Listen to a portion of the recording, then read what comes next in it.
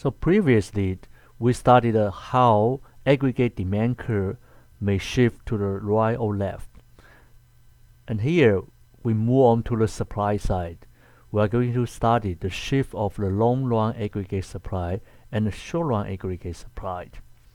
And we know the short-run aggregate supply is upward sloping curve. So here, the first case, if there's an increase in the labor cost, so labor cost goes up, what happened to the short-run aggregate supply curve? And you can imagine the labor cost is related to the wage and the salary. And if these variables increase, what will be the firm's reaction? Firms are probably going to hire less workers because it's costly to hire workers under this case. If a firm has less workers, then what happened to the output? Their production probably goes down, which means if you look at the whole society, if every firm do something like this, hire less workers, the aggregate output will go down. So that's why the short-run aggregate supply curve will shift to the left if the labor cost goes up. And if other input cost increases, for example, let's use the oil. If oil price goes up, and we know the oil is a very important input to produce many goods and services in the society. If oil price goes up, it becomes more expensive to produce other goods and services.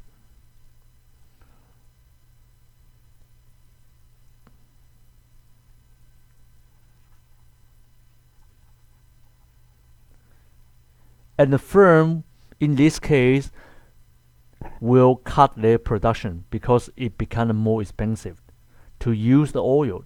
So output will go down. That's the reason that we can use to explain why short-run aggregate supply will shift to the left. And what about the expected price level go up? If you expect the wage go up, suppose you are owner of the firm, are you going to hire more workers? Probably not. And also, if you expect the wage to go up a lot in the future, you may lay off some of the workers currently working for your company because you want to reduce the labor cost in the future. So again, the firm will hire less workers and lay off some of the workers. As a result, less workers will lead to the lower level of the output. So for the whole society, the aggregate output goes down. It means the short-run aggregate supply curve will shift to the left. So these three examples I show here explain the aggregate supply curve, the movement in the short run. Let's move on to the next slide. And the long-run aggregate supply. But before we talk about the shift of the long-run aggregate supply, remember, in the long run, what determines the output? It determined by the three, what we call the factors of the productions. The land, the labor, and the capital. All these three factors are real input or real economic variable. They are not nominal. Means they are not affected by the price, right? For example, if you look at the second variable here, the labor,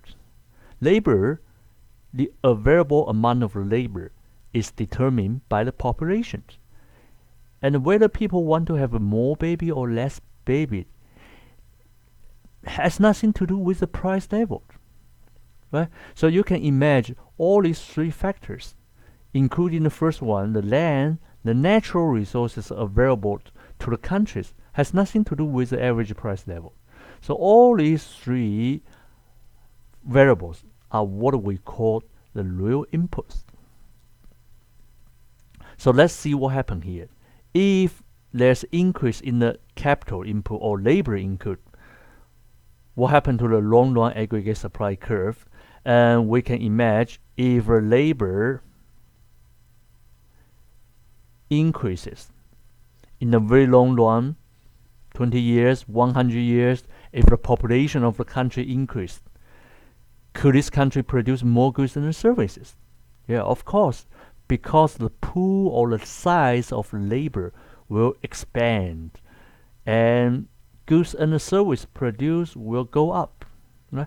So that's the reason we explain why long run aggregate supply curve will shift to the right, means the total output increase if the amount of the labor input increases. And of course, the capital in the economics means equipment, machines, building, and the factories.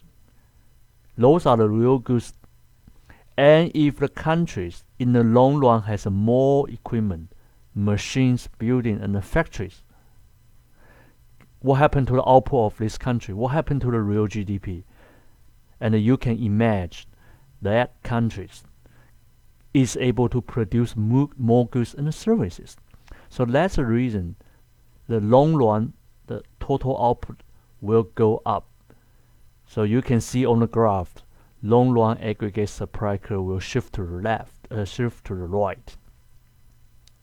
And what about the efficiency? And what determines the efficiency? And many of you may recall one of the factors determining the efficiency is the technology.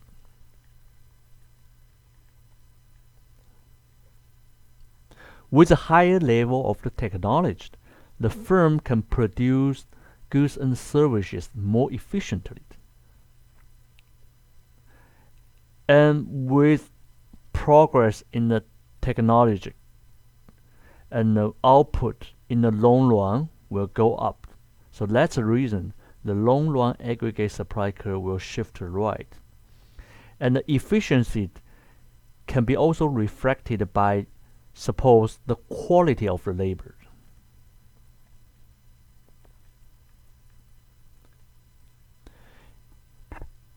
And you can imagine if the quality of the labor increase, workers become more efficient. As a result, with the same amount of the workers, the firm or the country can produce more goods and services. So what determines the quality of the labor? For example, one of the most important factors is education, right? With a higher level of education, workers have more skills, more knowledge, the quality of the labor increase. And this will cause the whole country's output to go up because the high efficient workers, the workers with a higher level of education, are able to produce more goods and services. So let's push the long run aggregate supply curve to the right. And the technology, quality of the labor, the amount of the capital, the amount of the labor, those are the real inputs or real economic variable. Has nothing to do with the price level. Whether price level high or low, it will not affect those real variable here.